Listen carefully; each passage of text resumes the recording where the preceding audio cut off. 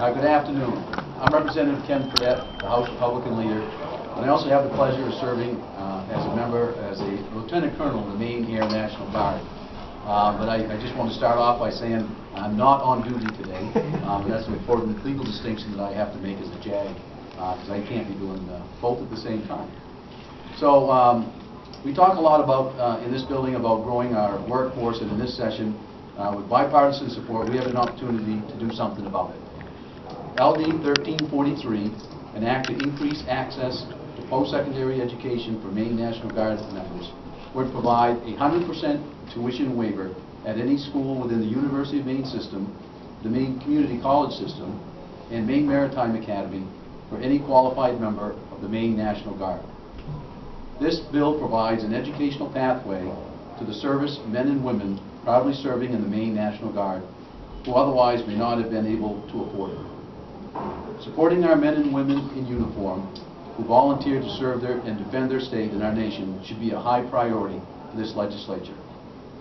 This bill would not only help in the Maine National Guard's recruiting efforts, but it provides a pathway for these honorable men and women to get an education who may otherwise not have been able to afford it. It would help us build our workforce with high character, hard-working individuals. These soldiers and airmen are exactly the type of people we need and want here in Maine. We should be doing everything in our power to help them. Currently, without educational benefits like this, we're losing some of our best and brightest young people who are leaving Maine in search of other educational opportunities. This is unacceptable. It's time for us to provide opportunities right here in Maine. We do some of our best work as legislators when we do it as a bipartisan organization. I'm pleased to have that support with this proposal, and with that, before I introduce Senator Libby, let me just give you just a very quick idea of what's going on. Here in the Maine National Guard, at least my understanding is, we don't have a tuition program or a way to pay for National Guard members who otherwise want to extend their education. And oftentimes in the National Guard, you have to improve your education if you want to maybe take a different job or have different opportunities. We don't have that here in Maine. States that do have it are Maine and Massachusetts. And I will tell you that just recently we lost 2 people who otherwise would have joined the Maine Air or Army National Guard, and otherwise are now going down to New Hampshire to get these educational benefits. And so it's real. I think it's something that whose time has come. And let me just say, because I think the question is a reasonable question, how do you fund this? And the answer to that question is, I have taught both courses at the University of Maine System. Phone's ringing. I have taught courses both at the University of Maine System and the Community College System. And generally speaking, any time I've taught a class, it's usually been somewhere between 15 and 18 kids. Now, to have another body in there, a member of the Maine National Guard, does not cost that institution any money. They don't have to hire another teacher. They don't have to have more lights on. They don't have to heat the room differently. To me, it's just another body in the room that I'm teaching to. And so I think it's very reasonable, at least from my perspective, for the legislature, who gives, over $500 million to these institutions in the biennial budget, to say, hey, look, there may be 50 or 100 people who are National Guardsmen, and they want to come in and take classes. And I think it's reasonable to ask those institutions to absorb that as part of their ongoing cost of operation. And that's how I think that we should approach this. And so with that, I want to introduce one of our primary Democratic co-sponsors, Senator Nat'l. Thanks, Nick.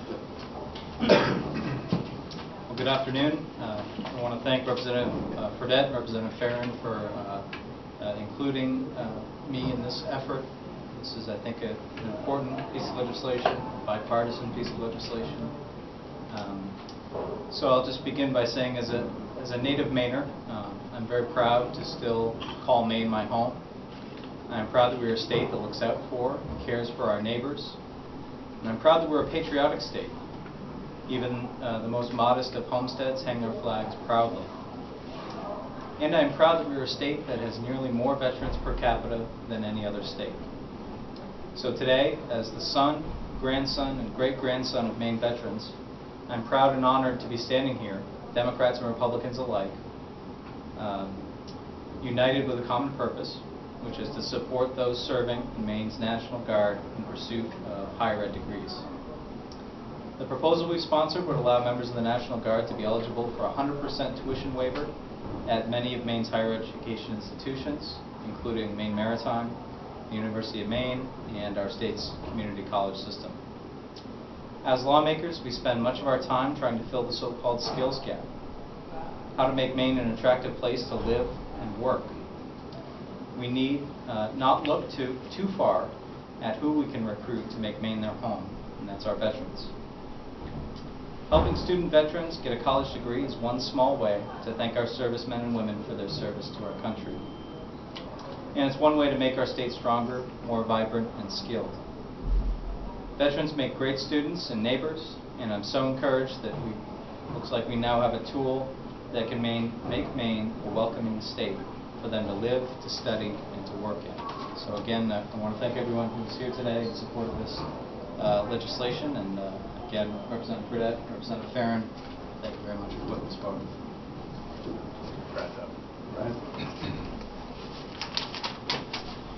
Good afternoon. My name is Brad Farrin. I represent District 111 here in the great state of Maine. Members of Maine's National Guard supports emergencies at home. They stand ready to be called to active duty and are deployed to oversee missions in times of need. It may surprise many of you that a guardsman who serves alongside their active duty counterpart in harm's way abroad or at home are not automatically considered a veteran or even afforded the same educational benefits. Our soldiers and airmen perform an invaluable role and are an important component of our overall force structure. The Maine National Guard struggles with recruiting and retention of our all-volunteer force. We need to keep our best and brightest within our state.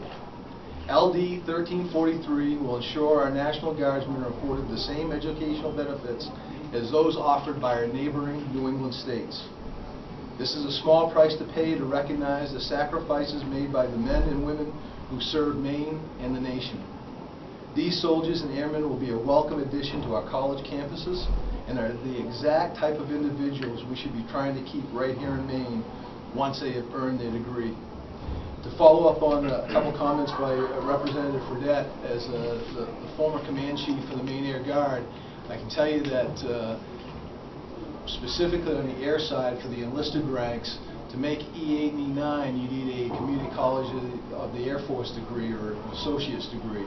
And being one of the only states in New England that does not offer this benefit, it puts some of our folks, they leave for other opportunities to do that. So this is the right thing to do. And being a first-term legislator, to look around the room and see the bipartisan support from the legislative body sends a very clear message that this is an important task to take care of our folks. It's kind of time to put our money where our mouth is. So thank you all for being here today. Good afternoon, everyone. I'm Representative McDevitt from Newcastle, and I want to thank Representative FREDETTE for putting this bill in. LD 1343 is about three things: recognizing the service of our National Guard members, utilizing our resources, both personnel and capital, efficiently and effectively, and investing in our future. National Guard members are Mainers. They serve our state and the country proudly. National Guard members seeking post-secondary education are not traditional students.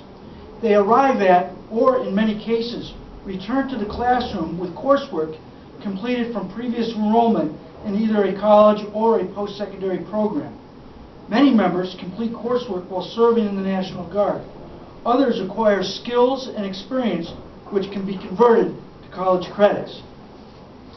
Veterans arrive in the classroom having the discipline to get up in the morning to attend an 8 a.m. class. As the semester progresses and the demands of coursework increase with final exams and reports looming, veterans will have the mental training to meet those challenges.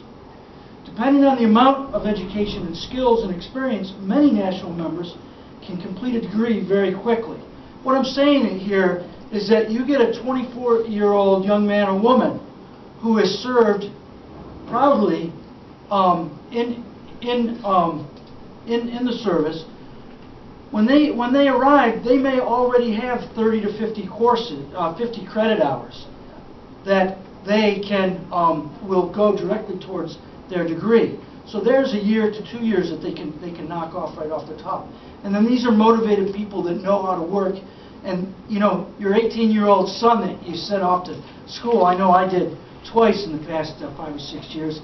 Those fellas needed to learn how to wake up on their own, much less get to class. Veterans will arrive ready. They know how to wake up, and they'll know how to get to that 8 o'clock class. This education can take a competent and experienced veteran and give them new skills to land a challenging and fulfilling job that pays a decent wage. National Guard members bring discipline, fortitude, life experience, character, honor, and the skill set associated with their military occupation specialty to the table. A college degree will enhance their skills and ability to play a crucial role in Maine's 21st century workforce. It places them in a position to utilize their skills and experience that they gain from the Guard and become leaders in our state's economy. I'll give you some examples. Someone serving in the National Guard with motor transport could earn a degree in finance or business, which would enable them to work in a leadership position in any numerous businesses that utilize vehicles as a portion of their business model. A veteran with an MOS in the medical field would be well placed with for a civilian medical school once they complete an undergraduate degree that contains medical school prerequisites. These are just two of the many possibilities out there for National Guardsmen and women, and they are truly one of the wisest investments Maine can make. Thank you. With that, we'll take any questions. Jim, would you explain why this is needed? Because a lot of folks are going to say, what about the GI Bill? I mean, that provides an awful lot of educational benefits.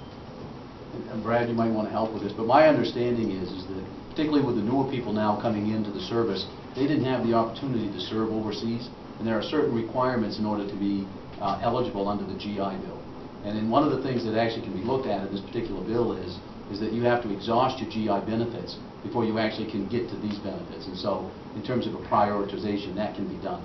But it might accurate. That is actually, a lot of our team members and ones that we're trying to recruit do not qualify for the post-9/11 GI Bill.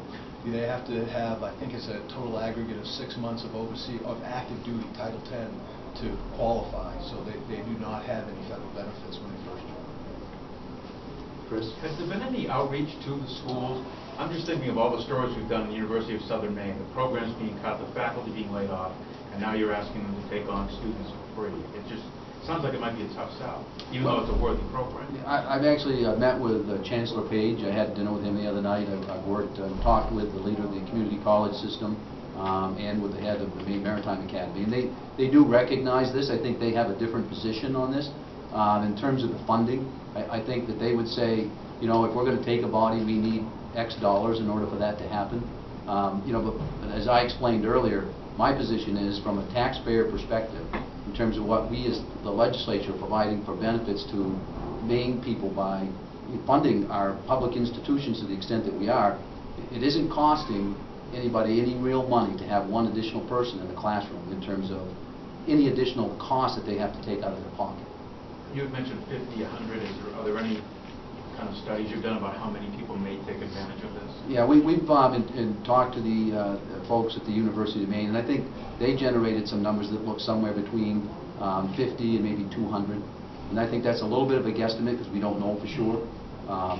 One of the other things that you could do, for example, in this particular bill to limit exposure could be is somebody already has a 4-year degree, you could say they don't get the benefits, and so there are ways to make this work, and I think that can be reasonable in terms of doing that. And just so we're clear, if that was the university system, said 50 to 200? Yes. That wouldn't count MMA or the community college? Yeah, I think that's correct. Yeah, I think John Lisnick gave me the numbers, so if you want to reach out to John, he did give those to us. I think that from their perspective, they thought that roughly it might be like $1 million a year if there was to actually to have to pull out money and say this person is going to be charged X amount of dollars. But I think to some degree, it's an educated guess, but a guess nonetheless. You willing to consider a financial appropriation if the fiscal note shows that we need money for this? And how much would you, as a Republican leader, be willing to support? Well, I think it's a great question because, you know, in my opinion, in this particular biennial budget, there's a $20 million increase in funding for the University of Maine System. I had that conversation, for example, the other day with the Chancellor. To the extent that there's going to be a very significant increase in funding for that institution, it would seem to me that we could have a conversation about incorporating something like this into that increased funding. Any idea how many students you're talking about you feel like would take advantage of this? How many guards? Yeah, I think we're thinking somewhere between 50 and 200.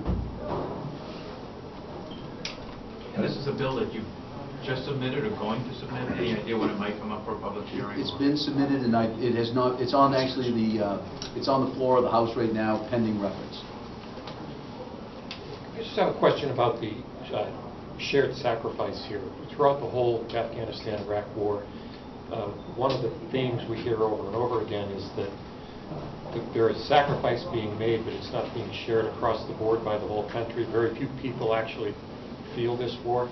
Are you concerned how the veterans might take this? That essentially what you're saying is, we're going to tell everybody to squeeze over and make room for you, but we're not going to use extra taxpayer dollars to reward you with this education.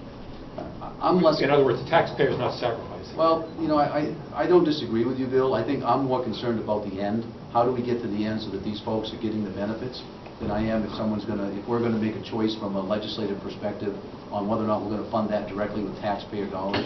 But I agree with you. You know, I mean, there's also oftentimes a lot of talk about the 1%ers.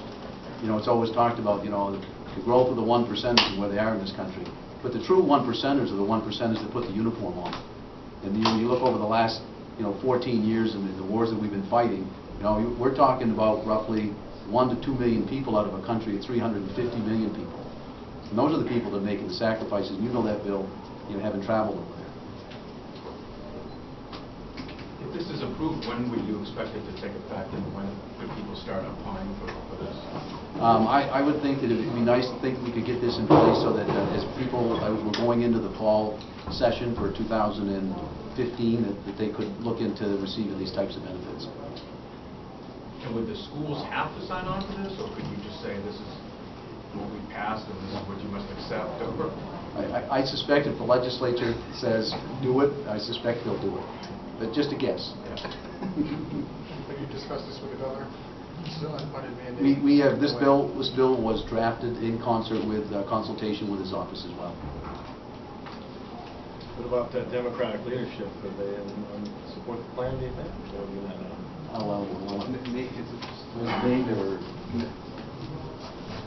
My leadership knows I'm down here today, and there was no one that questioned me at all. In fact, they were very supportive.